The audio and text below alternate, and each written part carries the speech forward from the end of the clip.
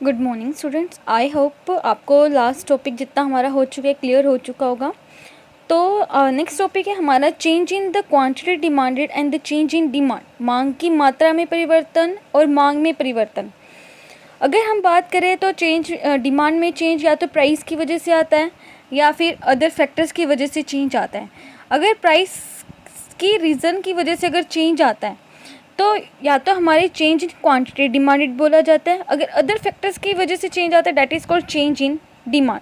हम इनकी डेफिनेशंस को स्टडी कर चुके हैं। What is the change in the quantity demanded की अगर बात करें तो क्वांटिटी डिमांडेड का मतलब होता है एक स्पेसिफिक क्वांटिटी को परचेज करने एक स्पेसिफिक प्राइस पर एक पर्टिकुलर टाइम के अंदर, that is called quantity demanded. मतलब प्राइस में चेंज होने की वजह से जो चेंज आपकी डिमांड में है that is called quantity demanded बोला जाता है। अदर फैक्टर्स की अगर हम बात करते हैं तो अदर फैक्टर्स में हमारे क्या क्या आते हैं, कंज्यूमर के इनकम, रिलेटेड गुड्स के price, taste and preferences consumer का। तो अदर फैक्टर्स में चेंज आने की वजह से आएगा तो चेंज उसको क्या बोला जाता है, चेंज इन डिमांड। हमने डिमांड की डेफिनेशन में स्टडी किया था, कंज्यूमर की डिज़ायर होनी चाहिए, उसके पास उसकी परचेजिंग पावर, सफिशेंट मनी होनी चाहिए, इनकम उसकी इतनी होनी चाहिए कि कमोडिटी को परचेज करे, मनी रिलाइज करने के लिए, स्पेंड करने के लिए रेडी होना चाहिए। That is called change in demand. तो हमारे यहाँ पे स्टडी करें change in quantity demanded and next है चेंज इन प्राइस। फर्स्ट है change in quantity demanded, next है हमारा चेंज इन डिमांड। अगर चेंज इन क्वांटिटी डिमांडेड, अगर क्वांटिटी डिमांडेड में चेंज आता है तो हमारा डिमांड कर्व क्या करता है, मूवमेंट करता है। डिमांड कर्व क्या करता है, मूवमेंट करता है। अगर डिमांड में चेंज आता है तो डिमांड कर्व क्या करता है, हमारा शिफ्ट करता है। चेंज इन क्वांटिटी डिमांडेड को बोला जाता है मांग वक्र पर संचालन और चेंज इन डिमांड को बोलते हैं मांग वक्र का खिसकाव। अगर हम बात करते हैं चेंज इन क्वांटिटी डिमांडेड की, अगर हम बात करते हैं तो इसमें चेंज होता है movement along demand curve. Movement along demand curve को बोला जाता है मांग वक्र का संचालन। एंड चेंज इन डिमांड को क्या बोलते हैं, shift of the demand curve, मांग वक्र का खिसकाव। मतलब क्वांटिटी डिमांडेड में चेंज होगा तो हमारा जो डिमांड कर्व है वो क्या करता है, मूवमेंट करता है, संचालन करता है। अगर उसकी बात करते हैं चेंज इन डिमांड की तो हमारा डिमांड कर्व क्या होता है, शिफ्ट होता है, इंक्रीज होता है या फिर डिक्रीज होता है, जिसको क्या बोलते हैं, खिसकाव करना, खिसकता है हमारा, या तो राइट वर्ड खिसकेगा या फिर लेफ्ट वर्ड खिसकेगा। अगर हम बात करते हैं तो मूवमेंट अलोंग डिमांड कर्व को सबसे पहले हम स्टडी करें। मूवमेंट अलोंग डिमांड कर्व, अगर हमारा जब डिमांड कर्व मूवमेंट करता है या तो वो एक्सटेंशन होता है या फिर उसका क्या होता है, कॉन्ट्रैक्शन। अगर हम एक्सटेंशन की बात करते हैं इसको बोला जाता है मांग का विस्तार, कॉन्ट्रैक्शन को बोलते हैं मांग का संकुचन। शिफ्ट ऑफ डिमांड, जब हमारा डिमांड का शिफ्ट होता है, उसका खिसकाव होता है, या तो राइट वर्ड या फिर लेफ्ट वर्ड, या तो हमारी डिमांड इंक्रीज होगी, अपवर्ड शिफ्ट होगी, या फिर डिक्रीज होगी, डाउनवर्ड होगी, या फिर डिक्रीज होगी, डाउनवर्ड शिफ्ट होगी या फिर डिक्रीज होगी। इसको बोलते हैं मांग में वृद्धि और मांग में कमी। अगर हम बात करते हैं या फिर हमारा जो डिमांड कर्व इंक्रीज हो रहा है या डिक्रीज हो रहा है वो किस वजह से हो रहा है, due to changes in other factors. Other factors में दूसरे कारकों में चेंज होने से जो हमारी डिमांड में चेंज होता है that is called shiftment of demand, but price remains constant. इसमें हम प्राइस को कांस्टेंट लेकर माने चलेंगे, स्थिर लेकर चलेंगे। अगर हम नेक्स्ट बात करते हैं मूवमेंट अलोंग डिमांड की, जब हम बात करते हैं तो जब हमारा डिमांड का मूवमेंट करता है, कब करेगा मूवमेंट, जब प्राइसेस में चेंजेस होंगे बट अदर फैक्टर्स क्या रहेंगे, हमारे कांस्टेंट रहेंगे। तो चेंज इन क्वांटिटी डिमांडेड की बात करते हैं तो change in quantity demanded, change in demand. जब क्वांटिटी डिमांडेड में चेंज होता है तो हमारा डिमांड का मूवमेंट करता है, और डिमांड में जब चेंज होता है तो हमारा डिमांड का शिफ्ट होता है। जब मूवमेंट करेगा या तो डिमांड एक्सटेंश होगी, विस्तार होगा, बढ़ेगी, या फिर हमारी डिमांड का क्या होगा, कॉन्ट्रैक्शन, मतलब क्या हो जाएगी, कम हो जाएगी। अगर हमारा जब डिमांड का शिफ्ट करेगा, शिफ्टिंग होगी, या तो इंक्रीज होगी या फिर क्या हो जाएगी, वो डिक्रीज होगी। और इंक्रीज या डिक्रीज किस वजह से होगी, अदर फैक्टर्स में चेंजेस होने की वजह से होगी, बट प्राइस क्या रहेंगे, हमारे कांस्टेंट रहेंगे। Change in the quantity demanded, it is also called a movement along a demand curve. Change in quantity demanded को क्या बोला जाता है, movement along a demand curve भी कहा जाता है। When due to changes in price change in the quantity demanded, अगर प्राइस की वजह से आपकी क्वांटिटी डिमांडेड में चेंज होता है तब हमारा डिमांड कर्व क्या करता है, मूवमेंट करता है। डिमांड कर्व क्या करता है, मूवमेंट करता है, उसका संचलन होता है। यहाँ पर मैंने डिफरेंस फॉर्म में दिखा रखा है, शो किया हुआ है, लेकिन आप इसको डिफरेंस फॉर्म में शो नहीं करोगे, आप इसको फुल्ली एक्सप्लेन करोगे। सबसे पहले एक्सटेंशन ऑफ डिमांड को एक्सप्लेन करोगे, उसका मीनिंग बताओगे, देन आप शेड्यूल बनाकर दिखाओगे, देन उसका कर्व बनाओगे, देन कर्व के आप एक्सप्लेनेशन भी दोगे, ओ एक्स पे क्या दिखा रहे हो, ओ वाई एक्सिस पे क्या आप क्या शो कर रहे हो। देन आप सेकंड पॉइंट एक्सप्लेन करोगे नेक्स्ट पेज पर, कॉन्ट्रैक्शन ऑफ डिमांड, उसका मीनिंग, फिर शेड्यूल शो करोगे, देन आप उसका कर्व बनाकर दिखाओगे। पर यहाँ पर हमने एज अ डिफरेंस के फॉर्म में दिखा रखा है, शो किया है। एक्सटेंशन ऑफ डिमांड का मतलब क्या होता है? मांग का विस्तार।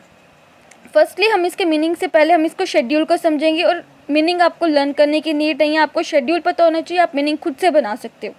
देखो हमने क्या कहा है कि हमारी जो डिमांड कर्व है वो क्या करती है? उसका विस्तार होता है, एक्सटेंशन होता है। और जब डिमांड का एक्सटेंशन होगा, डिमांड इंक्रीज़ होगी। कब इंक्रीज़ होती है? जब प्राइस कम होते हैं तब इंक्रीज़ होती है। अगर प्राइस 5 रुपीज़ थे तो डिमांड सिर्फ 1 यूनिट की हो रही थी। अगर हमारे प्राइस 5 रुपीज़ से 1 रुपीज़ हो जाते, कम हो जाते हैं, तो डिमांड क्या करेंगे? हम बढ़ा देंगे। अब fall in price, quantity demanded increase.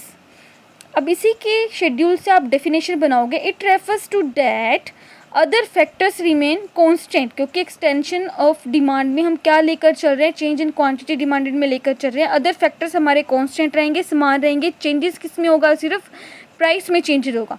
It refers to that other factors remain constant due to fall in a price of commodity, quantity demanded is extended. Price में फॉल होने से अगर आपकी क्वांटिटी डिमांडेड में इंक्रीज होता है, that is called extension of demand. जहाँ पर आपके अदर फैक्टर्स क्या रहेंगे? कांस्टेंट रहेंगे। बाकी के सभी कारकों के समान रहने पर अगर आपकी कीमत कम होती है और डिमांड क्या हो जाती है? एक्सटेंड होती है, that is called extension of demand. अब इसी के बेस पे इस शेड्यूल से हमने क्या रिप्रेजेंट किया? डायग्राम को रिप्रेजेंट किया। ओ एक्सिस पे क्वांटिटी रिप्रेजेंट करें, ओ एक्सिस पे प्राइस को रिप्रेजेंट करें। जब प्राइस क्या थे हमारे? 5 रुपीज़ थे, तब डिमांड कितनी और थी? 1 यूनिट्स की। जब प्राइस कितने हो गए?